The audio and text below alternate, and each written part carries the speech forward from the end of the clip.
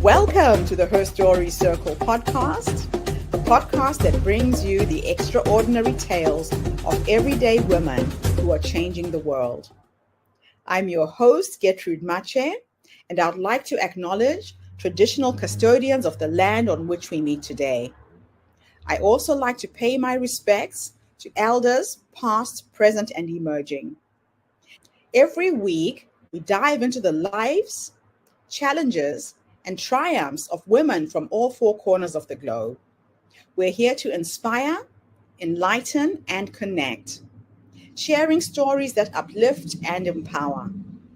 So grab a cup of coffee, settle in, and join us as we explore the incredible journeys of women shaping our future.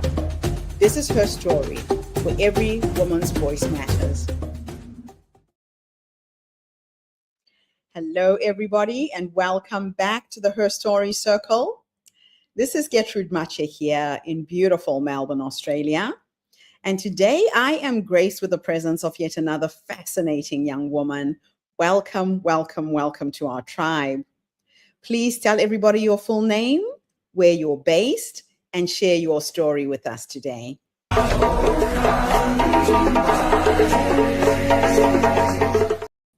Hi everyone, I'm Blessing Platinum Williams and I'm based in sunny, I joke, London, UK, and I'm the founder of Tonely AI, which is a tone detector keyboard with an AI model built to power it. So my story starts with basically I was planted a lie from the very beginning, and I lived that lie for a very long time and failed because of it, but broke free. So it started with loads of really negative words said onto me as a child.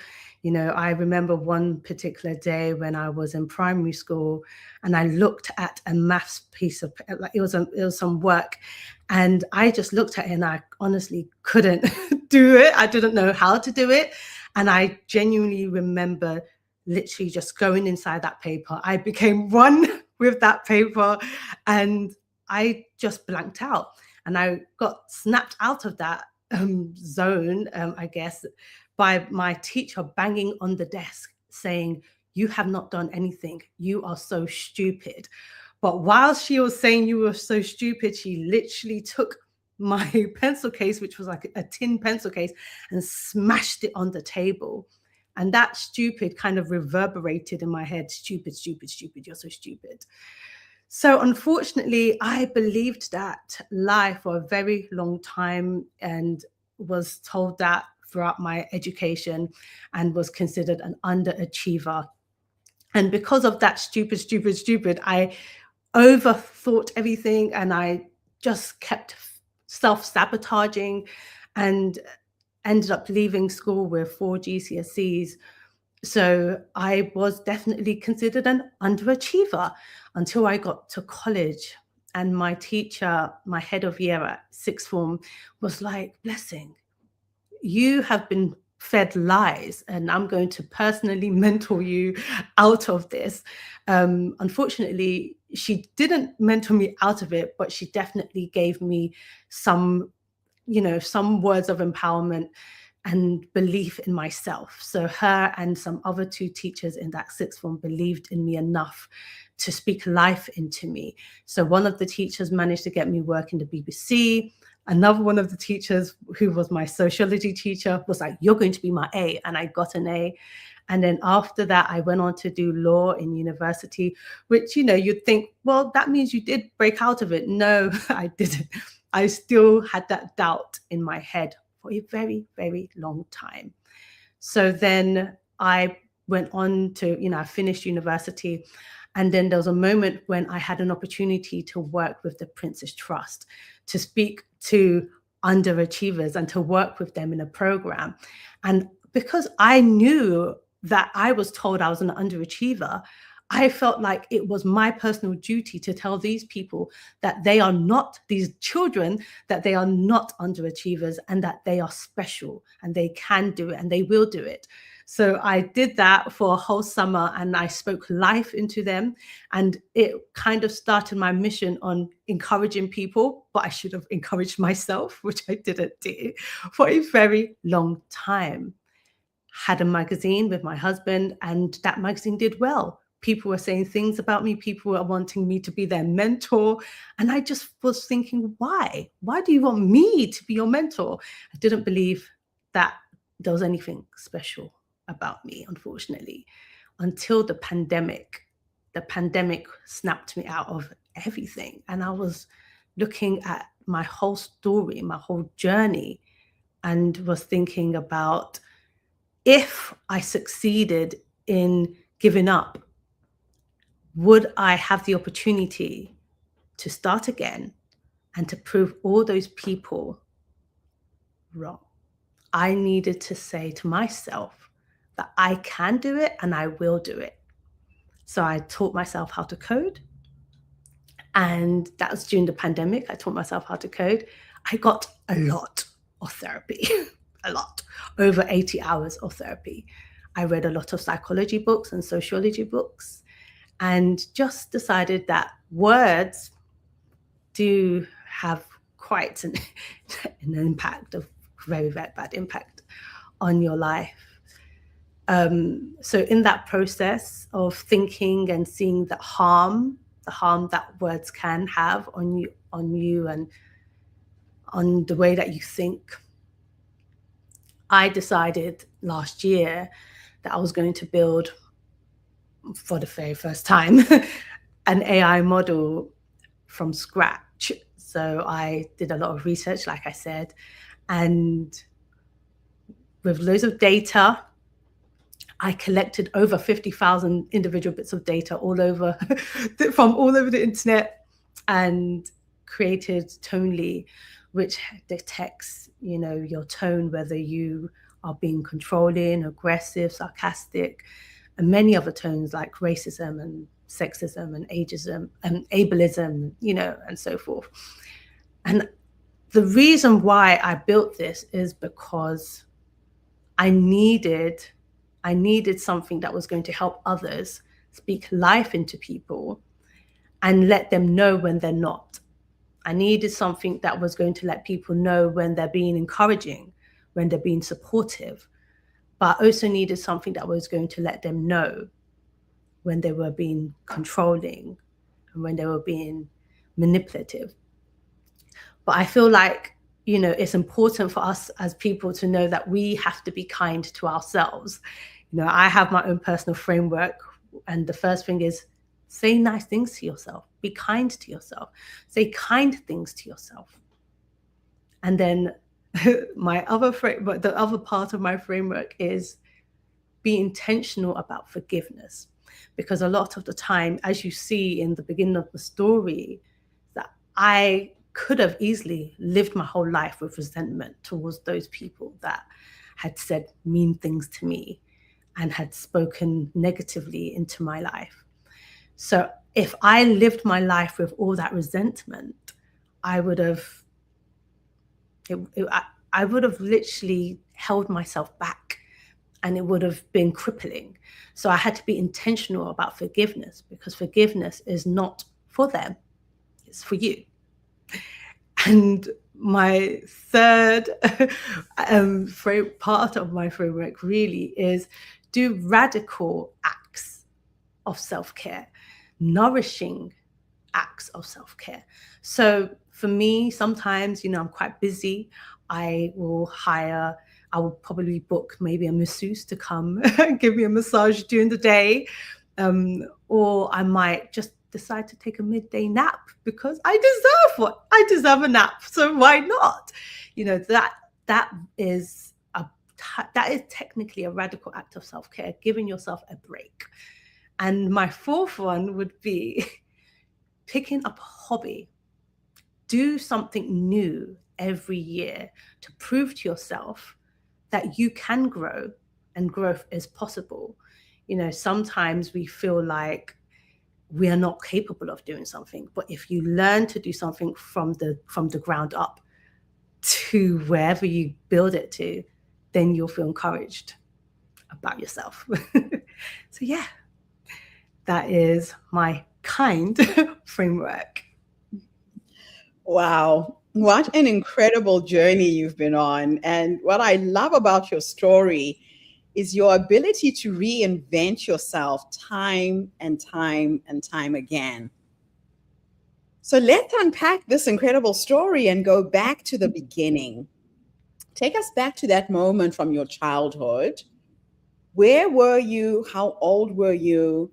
And what words were spoken that stayed with you for so long? So I believe I was probably in year 6. So I was around, well, yeah, about year 6. So I'd say I was about 10 or 11. And that word, she said, "You're so stupid." So I was literally looking at that piece of paper, and I needed to do it was maths, and me and maths, it was, which is kind of ironic since, I code, but I really struggled with maths at the time. And I was looking at that piece of paper and I really honestly didn't know how to do it. And instead of perhaps putting my hands up and asking for help, I got lost in that paper. And like I always say to people, me and that paper became one. I was one with that paper. I couldn't escape, and I kind of just zoned out. And the teacher woke me up by banging on the table and literally picking up my pencil case, which was like this tin pencil case, smashing it on the table and saying, "You have not done a thing. You are so stupid." And the thing is, when I think of it now as a mother, I'm absolutely enraged by that. But that kind of stayed with me, and I just kept hearing stupid, stupid, stupid, stupid, stupid. It's just amazing what one teacher can do to a child. Yeah, and the thing is that after that class, whenever I had to read in public, I would stutter. I will have anxiety. Whenever I had to do anything, exams, I'll clam up with exams. I used to just think, no, I'm stupid. So it really messed up your self-confidence. That is so sad. Yeah. And she wasn't the only one, unfortunately. It was most of the teachers in that school. So it did stick with me for a very, very long time, up to the point that I did my GCSEs. I only left school with 4 GCSEs. Wow. That's crazy. So when did you realize that those words had shaped how you saw yourself? Funny enough, I think I slowly but surely started to realize when I was in college, because the head of year, she was really passionate about speaking life into me. And she kept saying to me, people have spoken lies, like they've planted lies in you, and you believed those lies.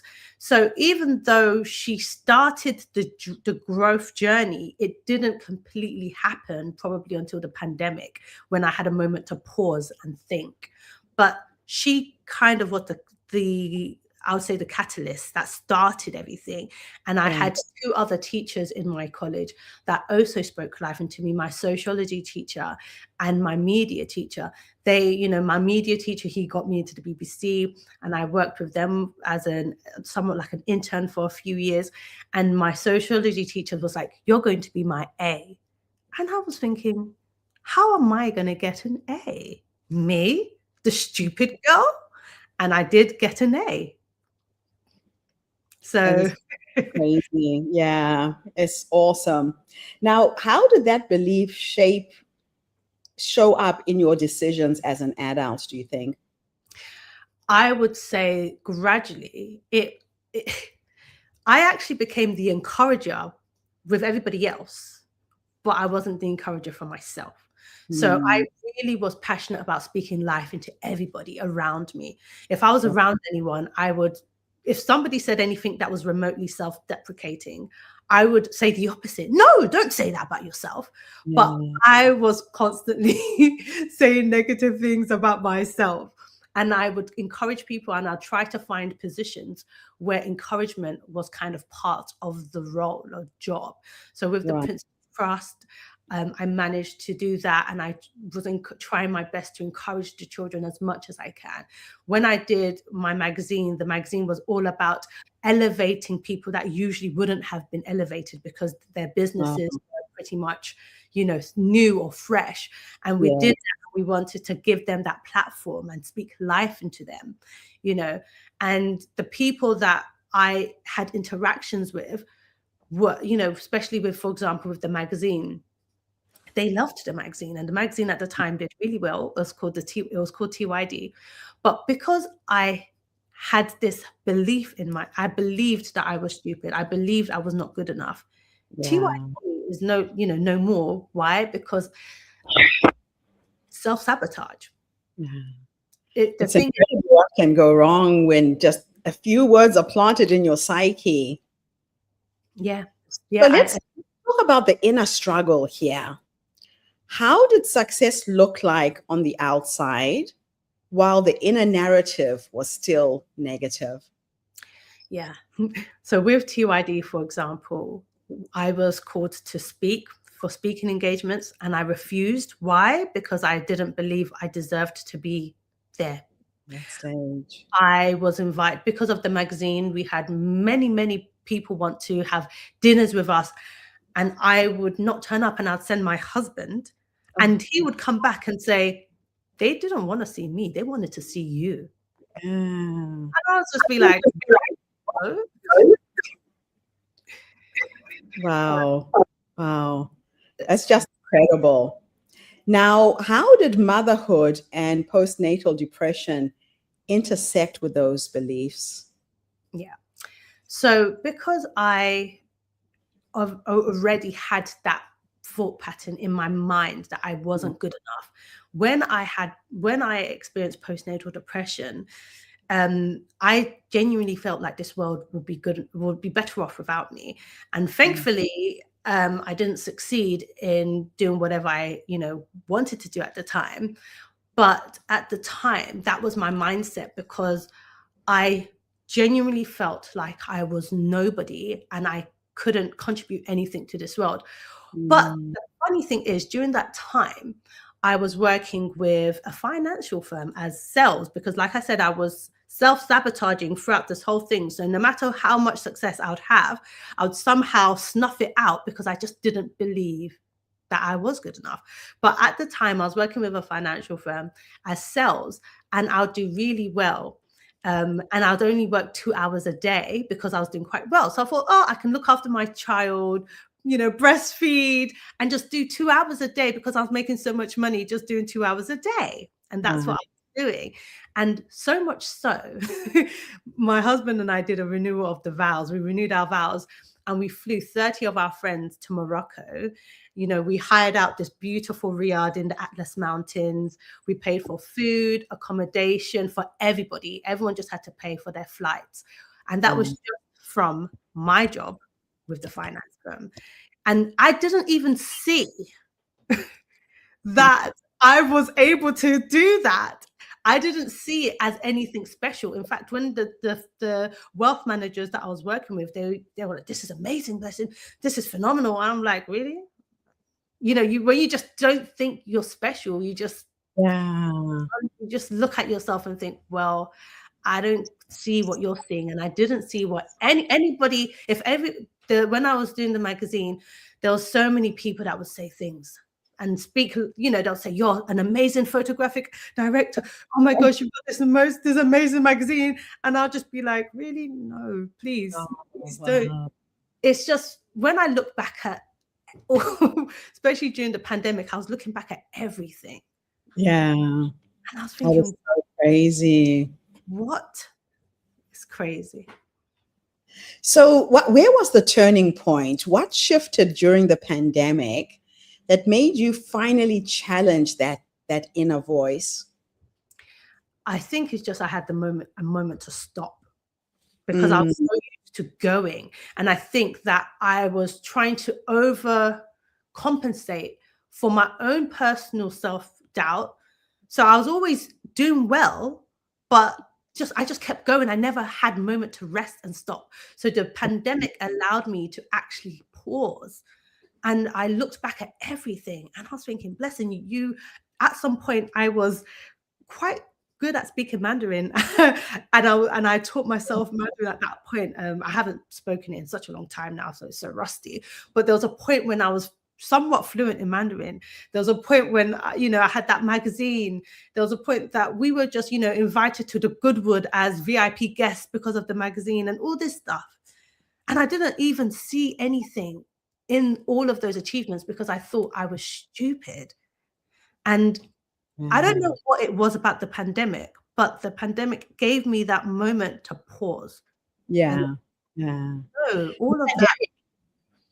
It did that for a lot of people who we were all forced to stop. People tuned in, went inwards, found themselves. It did have a lot of positive effects.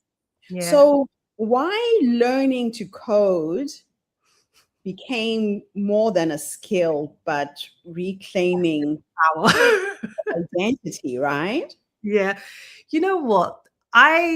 When I taught myself how to code, it was because I had loads of ideas when it came to digital tech ideas, but I always felt like I needed to rely on the help of others to make it a reality, right? Okay.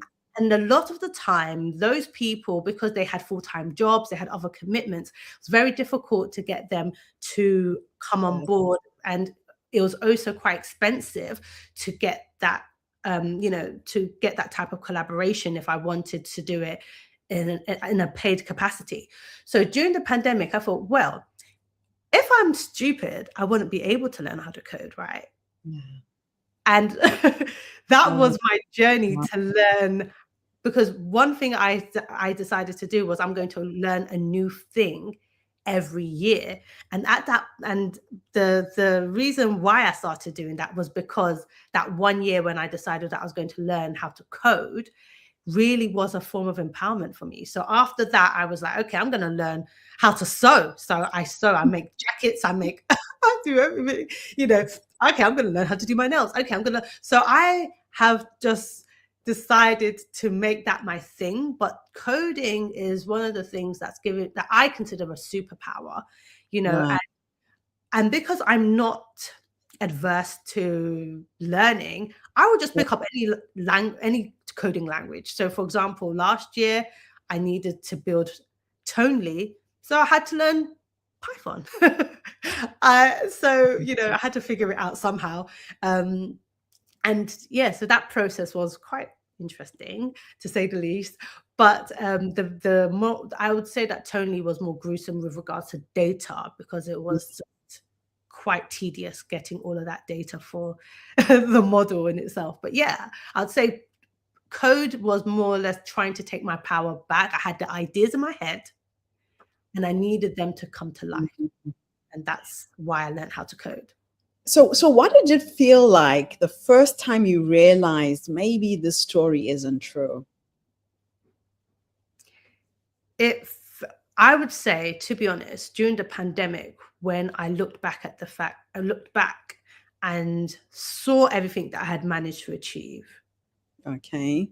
I would say that that's when I realized that it wasn't true. I also got quite a lot of therapy, and my therapist, who was really, really good, she, we had to go back. There's many, many stories that contributed to that self-fulfilling prophecy, because obviously the words put on me made me somewhat live a life that I thought I wasn't good enough, even though I was doing so many different things, right? Yes. But coming out with 4 GCSEs, that was because of a self-fulfilling prophecy. I was living that lie until I realized that it was a lie. It wasn't true. Oh man, you have come a long way. Now let's talk about healing and growth.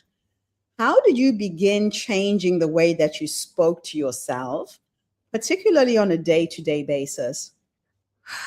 I would say, to be honest, it started with therapy, because I used to say certain things to my therapist that she would say, no, you were a survivor.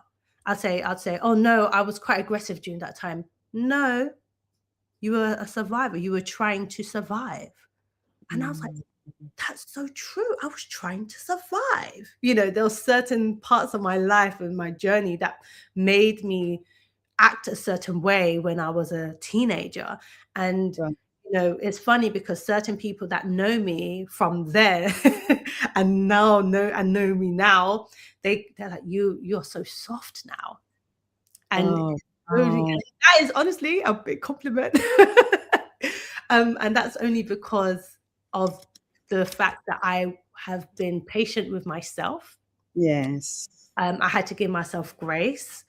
And the therapy, I had over 80 hours of therapy, allowed me to heal. I think healing was very, very important. Right. Allowing me to intentionally forgive, intentionally look at situations and understand that we're all human beings. We're not perfect. Yeah, So nobody is. nobody's perfect. So even though those people said mean things to me that did harm me, um, Mm, it's honestly, we're all going through something, and I can only just imagine what those teachers were going through, or yes. whoever spoke to me the way they did, whatever they were going through at the time that caused them to think it was okay to speak Very to somebody else at that time. Yeah. mm. So Let's end our interview with two questions that are a bit of a thought experiment. In the first one, I'm going to teleport you back to the younger you, this young woman who went into the world, struggled as a child. If you could go back and give yourself 3 nuggets of wisdom based on what life has taught you up until this point, what would those 3 nuggets of wisdom be? the 3 nuggets of wisdom would be patient with yourself. Remember that everybody's mind is different. We're not all built the same. We're not all robots. Our personalities, the way that we are, it's needed in this world. Who we are is definitely needed in this world. So do not allow everybody to put you in a box. If they think that you are an underachiever, that's a them problem. It's not a you problem. So allow yourself to grow. Give yourself the patience to grow and grace to grow. Secondly, remember that you are creative. You've got all these ideas in your mind, and allow them to come out in the way that they're supposed to. So be patient with yourself and be creative. Draw, paint, create in any way possible, because that is a form of healing as well. So be patient with yourself and create. And thirdly, speak to yourself in a nice way. So don't allow yourself to be spoken to by other people negatively, and don't speak to yourself negatively. So if somebody says something bad about you, say that is not true. But say that to yourself when you hear those words in your head. I love it. Last question is futuristic. I'm going to teleport you into the future this time. And we are going to go and meet the 90-year-old you. Ooh. She's sitting in her rocking chair, surrounded by her children. Knowing you, you're probably learning a new dance move. You're on a dance floor. Yes. If I could teleport you into the future to go and meet this wise woman who has led you up until this point, what will you say to her when you finally meet her? 90-year-old me, I hope she has a thriving herb garden. Okay. What would I say to her? I would say, thank you for believing enough and having faith enough as a Christian to keep going. Thank you for pushing through, regardless of all those words, all the negativity. Thank you for that you kept going. And thank you that you broke the cycle of negativity, because now your children, God willing, are thriving, are happy, and they believe in themselves as well. And they have succeeded, and they are leaving. Look, you've left a beautiful legacy of positivity, and hopefully the work that you've done has also impacted other people to be positive and to use their words wisely. So thank you. I love that. Now, is there anything else I should have asked you and I didn't? No, not really. I just want everyone to be wise with the words that they use, be mindful that their words can harm. So when you are saying something today or tomorrow or whenever, make sure that you are mindful of the effects of your words to somebody else and also to yourself. I love it. Thank you, thank you, thank you. And thank you to everybody who tuned in today. The Her Story Circle is not just a podcast. We're a social impact movement that brings you the stories and voices of people from all over the world. We share these stories to uplift you, to inspire you, to energize you, but most importantly, to help take you from where you are now to where you're trying to go. We've got somebody tuning in on YouTube. Thank you so much for tuning into the podcast today. This was absolutely fantastic.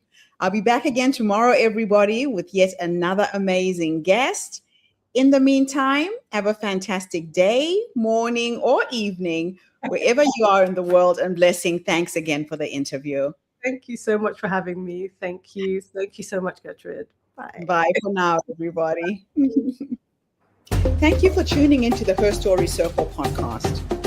I hope today's story has inspired you to believe in the power of our stories and the difference you can make in the world when you use your voice. I'm Gertrude Mache, and it's been an honor to share this space with you, where voices from all walks of life come together to weave a rich tapestry of diverse perspectives. Don't forget to subscribe, rate, and review our podcast to help us share these stories with more listeners. Follow us on social media by looking for the Her Story Circle podcast for more updates. And join us tomorrow for another episode filled with courage, resilience, and empowerment. Remember, your story matters, and together we're building a stronger, more inclusive world. Until next time, keep making her story.